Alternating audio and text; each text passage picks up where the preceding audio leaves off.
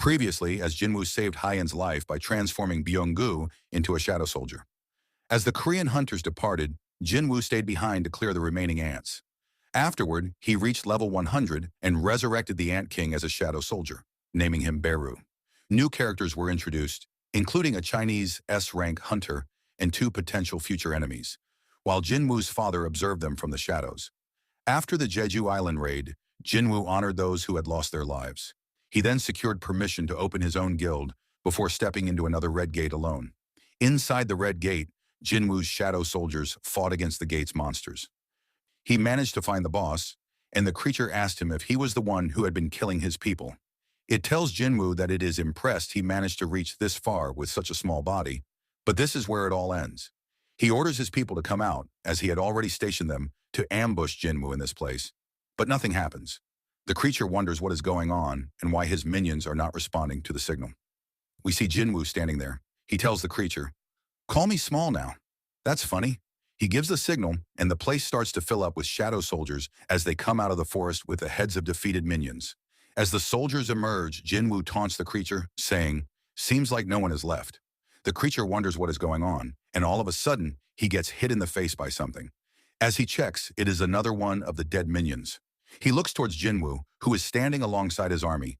Seeing this, the creature starts to panic and orders his henchmen to destroy them.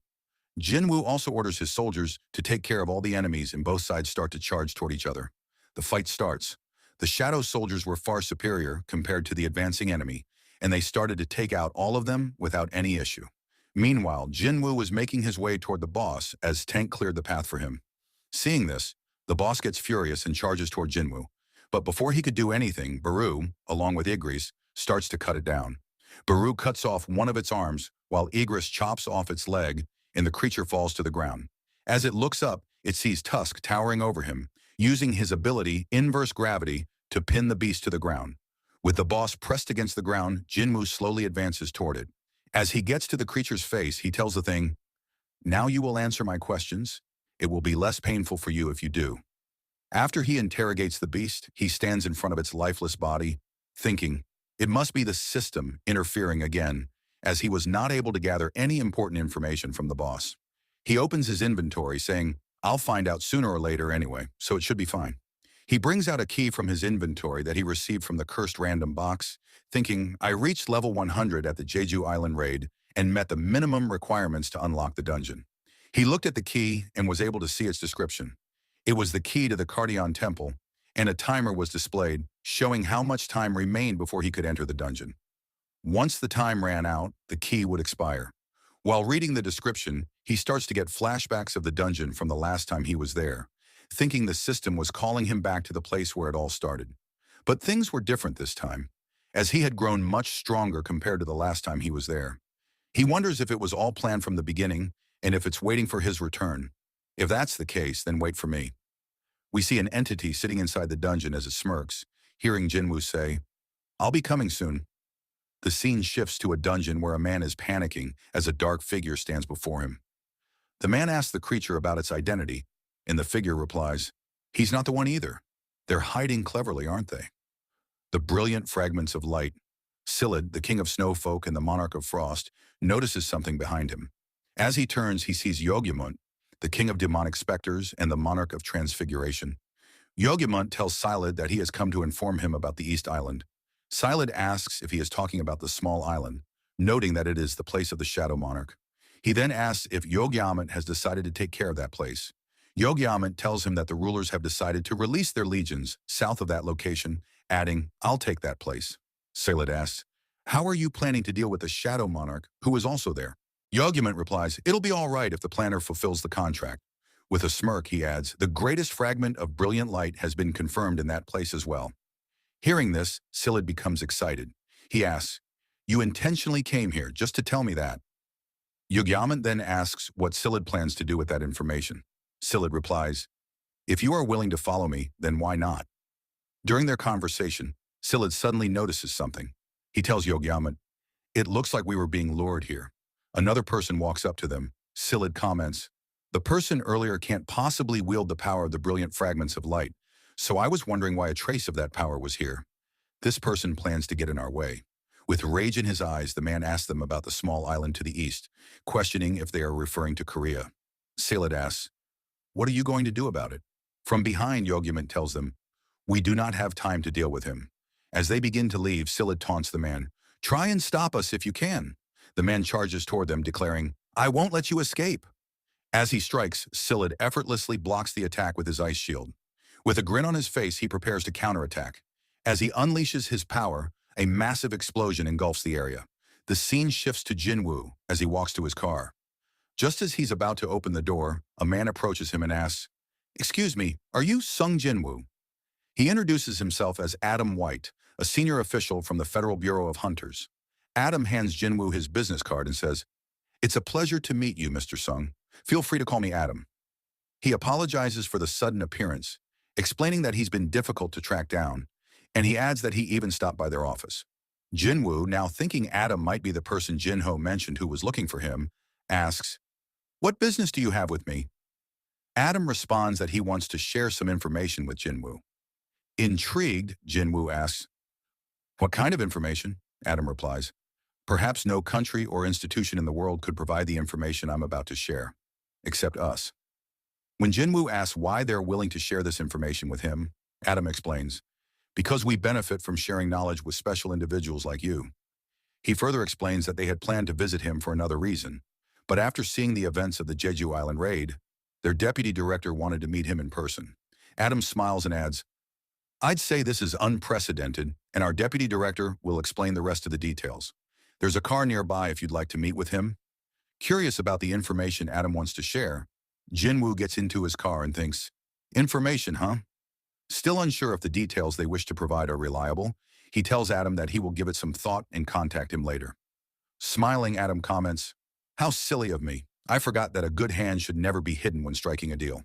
Then he adds, "An upgrader." Jinwoo is taken aback. Adam explains, "An upgrader is an awakened being who can enhance the abilities of another awakened being. Have you heard of them?" As he asks, the scene shifts to a car where Adam and Jinwoo arrive at a building. Adam then introduces Jinwoo to Michael Connor, the deputy director of the Federal Bureau of Hunters. Michael shakes Jinwoo's hand and says, "It's a pleasure to meet you." After the introductions, Adam announces that he will serve as their interpreter. Michael, being direct, slides a stack of immigration documents across the table and says, "It usually takes anywhere from 1 to 2 years for processing, but we're willing to make an exception for you." He adds, "Just say the word, and you'll be granted American citizenship in a second." Jinwoo, however, responds seriously, "I came here because Mr. White said you have some information to share with me. An awakened being who can enhance the abilities of another awakened being. An upgrader. Is it possible for a hunter's abilities to be upgraded?" Jinwoo asks. Michael smiles and replies, "Actually, the person who possesses such power is here right now." Looking to the back, he instructs his staff, "Please tell Ms. Sellner to come in." As Ms. Sellner approaches, Mr. Connor introduces Norma Sellner to Jinwoo, informing him that she is the only person in the world capable of enhancing the abilities of awakened beings. Observing her, Jinwoo thinks that she seems like a completely different type of awakened being. Michael then speaks up, telling Ms. Sellner to explain to Jinwoo the extent of her powers. Ms. Sellner begins by addressing Jinwoo, acknowledging that he might be skeptical about what she's about to say. She adds that everyone had the same doubtful look when they first heard it. However, she tells him that once he experiences her power, he will beg for more. This prompts Mr. Connor to call out to her as she approaches Jinwoo. Mrs. Sellner explains that Jinwoo might already be aware that every awakened individual has a limit to their strength, and no one can surpass that limit. An awakened being's rank would always remain the same unless they undergo a second awakening. This, she notes, was common knowledge among hunters. Jinwoo then asks, "But you can change that?" To which Ms. Sellner responds, "Yes." She reveals that she has the power to help awakened beings break through their limitations. Through a process of 3 stages, she can lift their limitations. She adds that she didn't even know what to call this power, but she is capable of performing a force reawakening. In simple terms, she can bring out a person's true potential. Mr. Connor agrees with her and confirms that everything she says is true. However, he points out that Ms. Sellner would need a long period of rest after each use of her power, which means she can only help 3 or 4 individuals per year. Jinwoo thinks to himself that he would be one of the 3 or 4 people she would help. If what she said was true, then she must have an incredible ability. He then asks, "How effective is the process exactly?" Ms. Sellner explains that the results vary for each individual, but after going through all three stages, an individual would experience a strength increase of anywhere from 20% to 30%. Upon hearing this, Jinwoo is stunned. A 20% to 30% increase in strength seems insane. He now understands why Hwang Dong-soo had decided to go to America, despite facing so much public criticism. Jinwoo thinks to himself, who would turn down such an offer? He then asks, what if someone finds out about her powers? Mr. Connor replies, explaining that this is exactly why she is under their care. They ensure her safety while compensating her with a suitable salary. In return, Ms. Sellner would help enhance the abilities of their selected hunters. Mr. Connor then introduces her again to Jinwoo, explaining that her power would be used on him as a gift. Still doubtful, Jinwoo asks, you mean as an offer? Mr. Connor clarifies that once he becomes a hunter for the Federal Bureau, he would be given top priority and receive preferential benefits. Additionally, they would arrange meetings with the guild of his choice and help him sign the best contract. Ms. Sellner slides a plate across the table and tells Jinwoo that he doesn't need to decide right away, as they are only easing him into the idea for now. Jinwoo asks, excuse me? And Ms. Sellner reiterates that, as they said, this is a gift. Afterward, Mr. Connor asks for permission to lift his limits. Jinwoo asks, for nothing in return? Mr. Connor explains that he should think of it as a complimentary service. Jinwoo, recalling Ms. Sellner's words that he would beg for more once he experienced it, realizes she is confident in her results. Ms. Sellner then asks Jinwoo to hold out his hand and look into her eyes closely, telling him that this is the first step.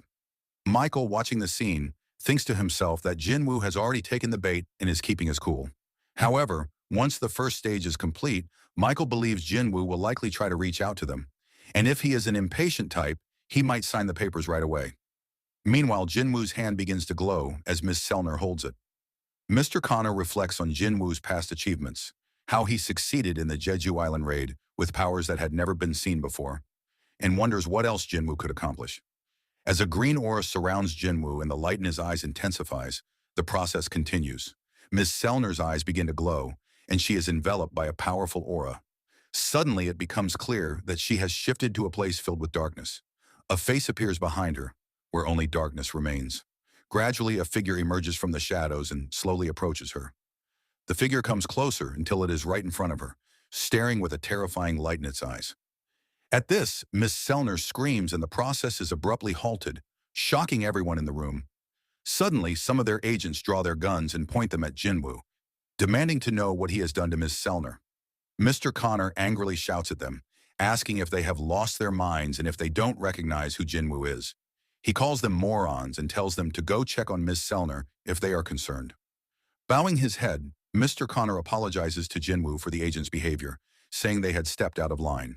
Still shocked, Jinwoo replies, "It's all right." Angrily, Mr. Connor approaches one of the agents and tells him that if they had done something like this to Thomas Andre or Lu Jigang, they would all be dead by now. He coldly orders, "Got it." The agent, terrified, quickly agrees.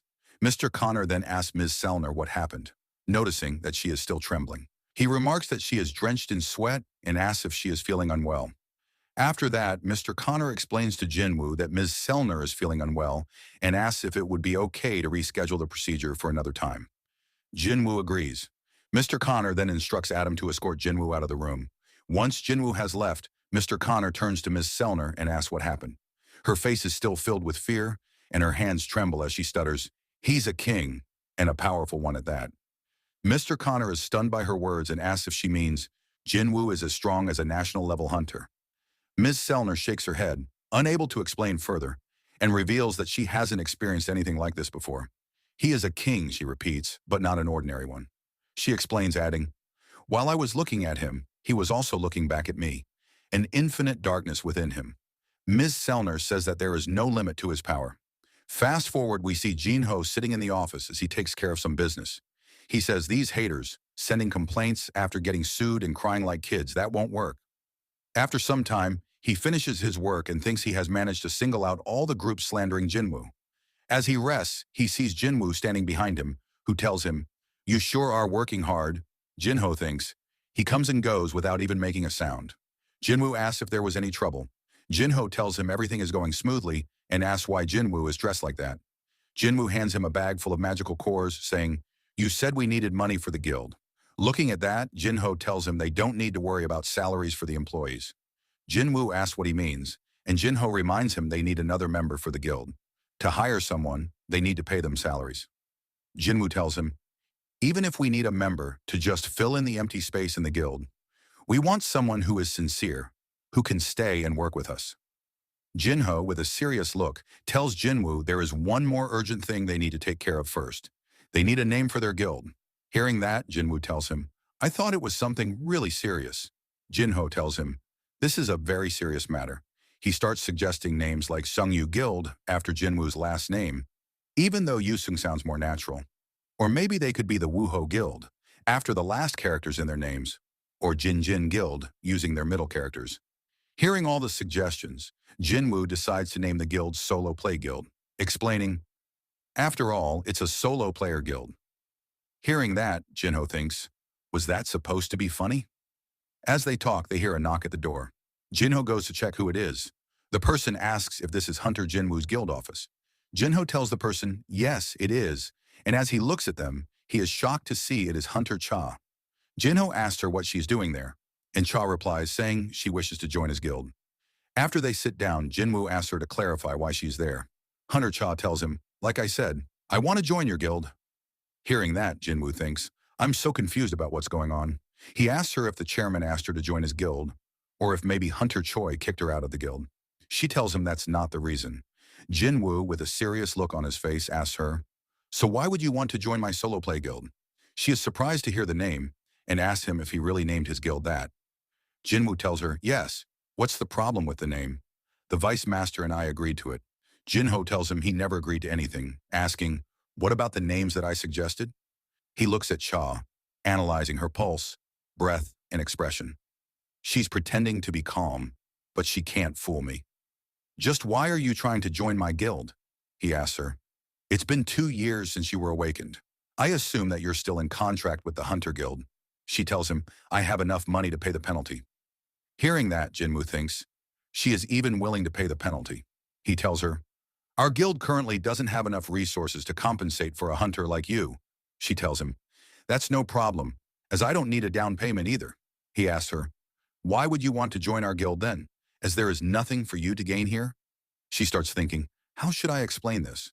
Even if I do, it'll definitely sound crazy because at first I was just drawn by the fact that his mana didn't smell like the other hunters. But during the Jeju Island raid, I thought I was going to die. The story shifts to the past when Cha regained consciousness after the Jeju Island raid. She asks the chairman where she is, and he explains that she is inside a helicopter, and they had just landed at the Hunters Association. He says, soon they'll send you and the Hunters to the hospital. She asks about Jinwoo and if he was the one who saved them from that monster. The chairman tells her, yes, it was him. Hearing that, Cha thinks, it wasn't a dream, and wonders, I almost died this time. And a similar situation might happen in the future, where I can't possibly avoid death. We see Cha in the present as she is thinking about how she should explain everything to him. She starts to blush, thinking, I wish to stand by your side till the very end. Seeing her like this, Jinwoo wonders, what's up with her? Is it something she can't tell me?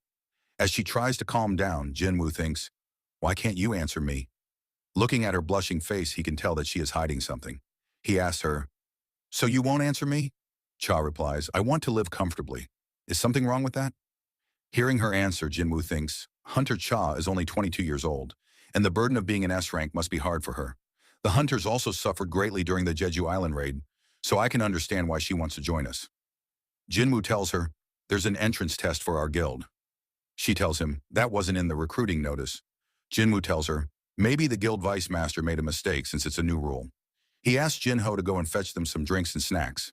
After he leaves, Hunter Cha asks him, what kind of test is it? Jinwoo tells her, you have to win against one of my summons.